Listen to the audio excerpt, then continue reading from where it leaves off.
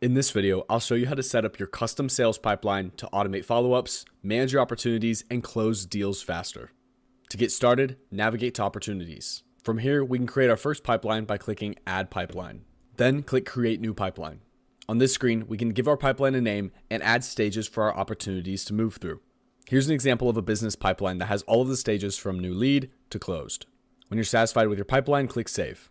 If we navigate back to the Opportunities screen, then we'll be able to see our pipeline in action. Here's where we can create, sort, and filter all of our opportunities as they move throughout our sales pipeline that we just created. Now, let's create our first opportunities. If we already have a list of contacts, then we can click Import in the top right-hand side to import our opportunities.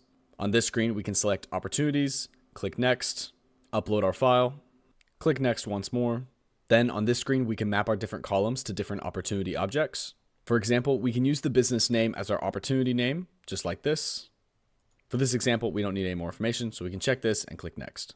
On the next screen, we can confirm our import by clicking Start Bulk Import.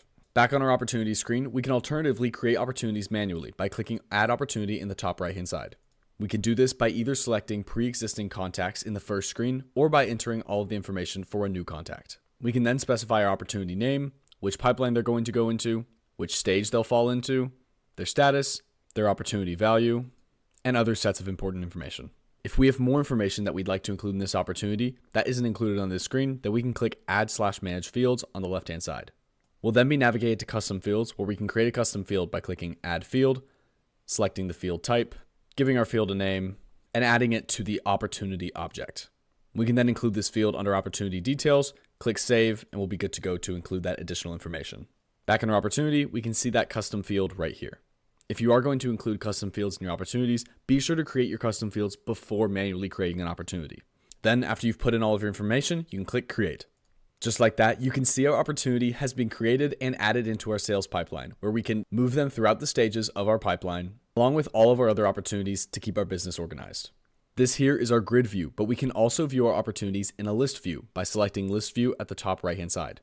By doing that, we can see an organized list that shows our opportunities as list items and then includes all of their information in these columns, like which stage they're in, their opportunity value, and their status.